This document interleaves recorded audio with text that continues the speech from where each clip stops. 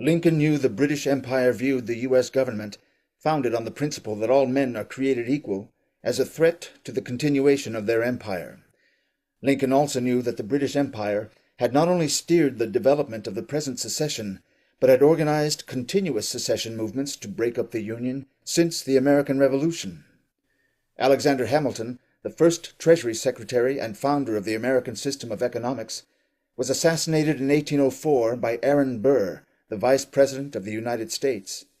At the same time, Burr organized a military insurrection against the government to create a separate nation composed of the vast Louisiana Territory and part of Mexico. The design, funding, and brashness of Burr's operation were not his own. I have just received an offer from Mr. Burr, the actual Vice President of the United States, to lend his assistance to His Majesty's government in any matter in which they may think fit to employ him, particularly in endeavoring to effect a separation of the western part of the United States from that which lies between the Atlantic and the mountains, in its whole extent.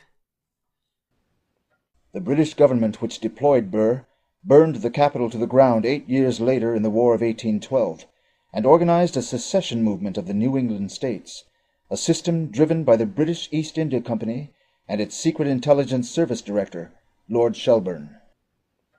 As the United States defeated these various attacks, Shelburne's successor and protege, Lord Palmerston, turned to the British slave system in the southern U.S. as the new axe to chop apart the United States. The slavery system, destroying the southern United States, was a critical part of a worldwide British economic system to which Adam Smith gave the name Free Trade. Beginning in West Africa, the British East India Company, Royal Africa Company, and others captured slaves.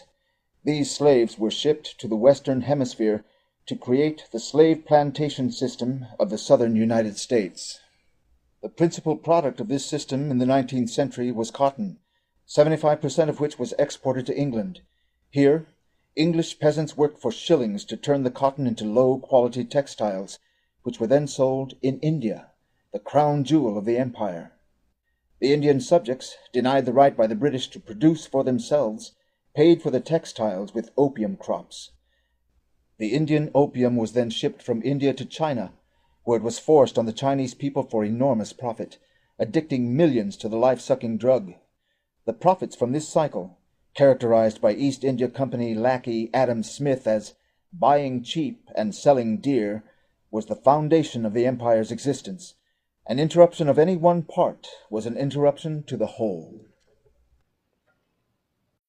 In dealing with vulgar-minded bullies, and such unfortunately the people of the United States are, nothing is gained by submission to insult and wrong. The U.S. have no navy of which we need be afraid, and they might be told that if they were to resort to privateering, we should, however reluctantly, be obliged to retaliate by burning all their seacoast towns. Palmerston never gave up the hope that the United States could be broken apart, that you could destroy the American system. And so Lord Palmerston was naturally a supporter of the Confederacy. In fact, he wrote a letter January 1st, 1861 to Queen Victoria, praising the British and French troops taking of Peking at that time. And then he said, "We also are on the verge of the dissolution of the United States." And this was good news for Britain. When Lincoln was elected in November 1860, the British had recently conducted war against Russia in 1854 and against China in 1859, when the Chinese attempted to block the smuggling of opium into their ports. Now, in 1861, a great war was imminent, pivoted on whether the British or the American system would prevail in the Western Hemisphere. Lincoln knew that he was going into a war. The key of Lincoln, the character of Lincoln, going into the inauguration and through his presidency, was he was on the front lines of a war against the British Empire. And he knew it. He was being shot at. Eventually, obviously, he was assassinated. But there were many attempts against him, as if he was a soldier in the battles. But it was his ideas, it was his mind, which drove the victory over the South. That was why he was the #1 target. In Lincoln, because of the nature of the conflict over slavery, he very much always came back to the Declaration of Independence.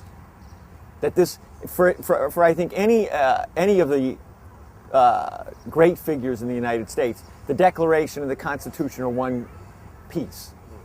So Lincoln rested on all men are created equal and have the right to life, liberty, and the pursuit of happiness.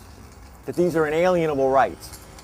And they are embedded in every individual human being, that there is no difference. On his trip to Washington for the inauguration, Lincoln was notified of an assassination plot laid for him at a scheduled stop in Baltimore, Maryland. Now, when he passed through Philadelphia, after having been informed of this plot, he stayed right here on this spot and participated in a flag-raising ceremony on the morning of February 22nd, 1861. I have never had a feeling politically that did not spring from the sentiments embodied in the Declaration of Independence. I have often pondered over the dangers which were incurred by the men who assembled here and adopted that Declaration of Independence. I have pondered over the toils that were endured by the officers and soldiers of the army who achieved that independence. I have often inquired of myself what great principle or idea it was that kept this Confederacy so long together. It was not the mere matter of the separation of the colonies from the motherland, but something in that declaration giving liberty not alone to the people of this country, but hope to the world for all future time. It was that which gave promise that in due time the weight should be lifted from the shoulders of all men, and that all should have an equal chance. This is the sentiment embodied in that Declaration of Independence. Now, my friends, can this country be saved upon that basis?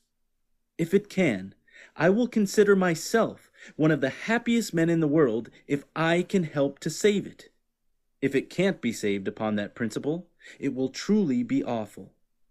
But if this country cannot be saved without giving up that principle, I was about to say, I would rather be assassinated on this spot than to surrender it.